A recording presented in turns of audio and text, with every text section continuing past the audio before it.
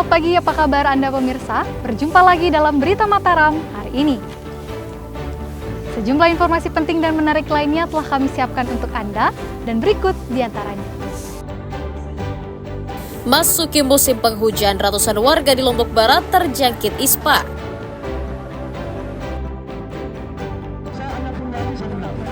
Dukung kebebasan berkarya, sejumlah organisasi pers di Mataram gelar aksi solidaritas. Meresahkan warga, tim damkar Lombok Barat tangkap biawak yang masuk ke permukiman. Bersama saya Listia Widya, dan berikut Berita Mataram selengkapnya.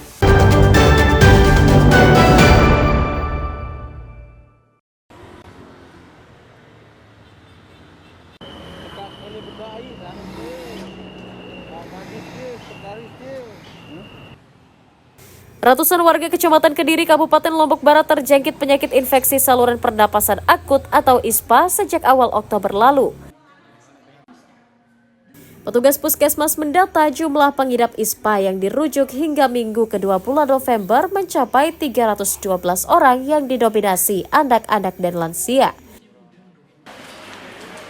Peningkatan kasus ISPA dipicu perubahan cuaca, perubahan kondisi lingkungan, serta penurunan daya tahan tubuh. Untuk mengantisipasi penularan lebih luas, petugas mengimbau masyarakat untuk menerapkan pola hidup sehat, salah satunya dengan memakai masker saat keluar rumah.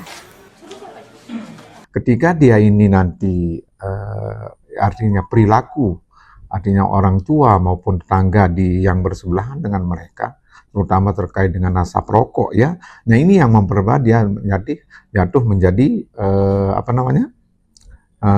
pneumonia. Nah pneumonia ini kan apalagi kalau dia nanti menjadi pneumonia berat terkait dengan tarikan dinding dadanya. Ya biasanya ini napasnya bengik-ngik dia biasanya. Nah itu yang masih dominan sampai dengan bulan Oktober maupun awal-awal November ini. Penanggulangan penyebaran ISPA juga menjadi salah satu program prioritas yang dilakukan pemerintah daerah hingga akhir tahun. Seperti biasa, ditemukan, ditangani, dan tidak ada yang kejadian luar biasa. Apa yang paling menonjol? Tetap antisipasi oleh teman-teman puskesmas. Apa langkahnya Bunda untuk antisipasinya?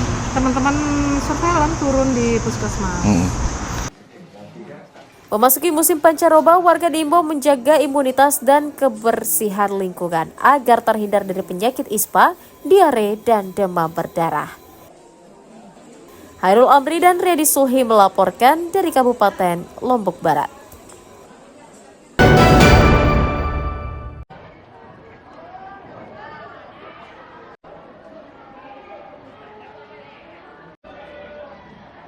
Ratusan siswa di belasan sekolah di Kabupaten Lombok Tengah berhenti mendapatkan layanan makan bergizi gratis sejak 2 pekan lalu.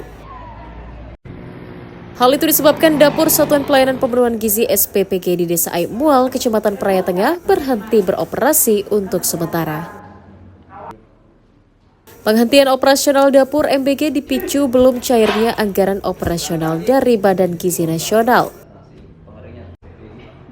Tak hanya berdampak bagi penerima manfaat, penghentian operasional juga berdampak pada puluhan karyawan Dapur MBG yang terpaksa diliburkan sembari menunggu kepastian anggaran. Di tahap 1 dan 2 itu kemarin, 1, 2, 3 itu normal semua. Nah, kemudian di pengajuan tahap 3 kita melakukan proses sama seperti yang kita lakukan, tapi tiba-tiba pada 3 hari setelah pengajuan tahap 3 itu dana tidak masuk gitu. Sehingga kami dari yayasan menanyakan juga kepada SPPG apa yang menyebabkan belum masuknya dana. Karena kan dana pertama masuk ke yayasan, ke rekening maker itu untuk distribusikan ke dapur. Sementara itu, sejumlah sekolah penerima manfaat MBG berharap pelayanan MBG terus berlanjut. Kami hanya menerima informasi bahwa sedang ada pendataan. Cuma itu saja, tidak. Informasi dari SPPG-nya. Ya. Sebelumnya sempat menerima nih, Kek? Pernah 2 bulan. Oh, pernah 2 bulan. Nah tiba-tiba 1 hari setelah pemerintah itu baru kami terima informasi bahwa SPPG-nya penerima manfaat itu stop dulu. Alasan masih ada pendataan dengan waktu yang tidak ditentukan.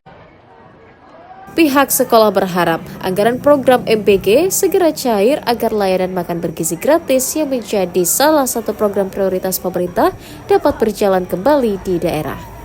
Lukmanul Hakim dan Redi Sulhi melaporkan dari Kabupaten Lombok Tengah. Selanjutnya juga ada peraturan presiden nomor 154 tahun 2024 tentang Badan Penyelenggaraan Kementerian Pendidikan tersebut. Selanjutnya yang berikutnya ada juga surat keputusan Kepala Kantor Wilayah Kementerian Agama masalah haji.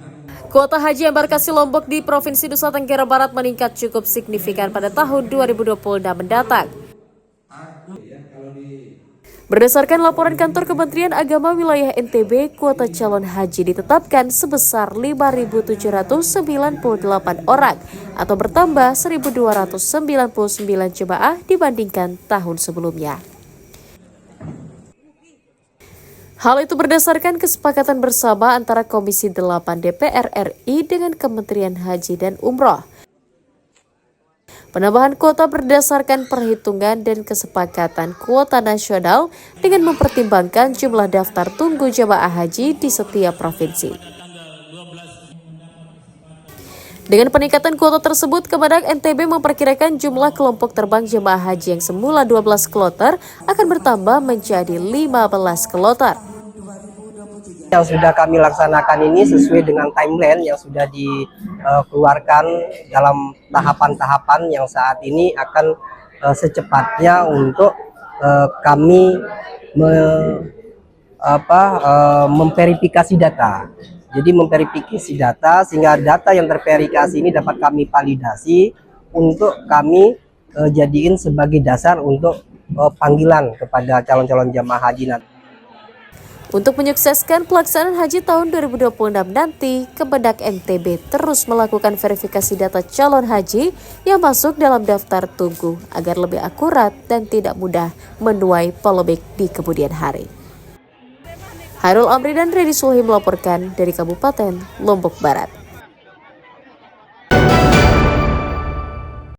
Mungkin di sini, yang ada di sini saya hanya Purwadi saya kenal.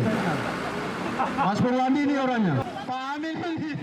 Sejumlah organisasi pers di Kota Mataram menggelar aksi solidaritas terhadap banyaknya kasus yang menjerat wartawan dalam menjalankan tugas profesinya.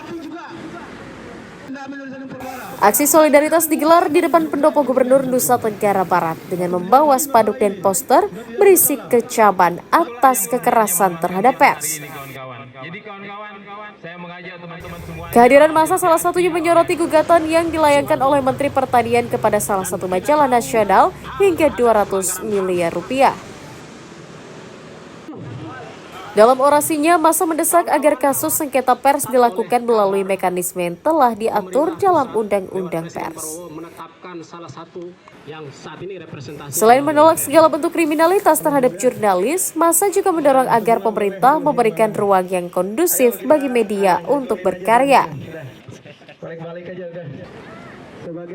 Tuntutan hukum yang dirayakan para pihak ke media massa diklaim salah sasaran dan menjadi bentuk kemunduran cara berpikir yang mengancam kebebasan pers.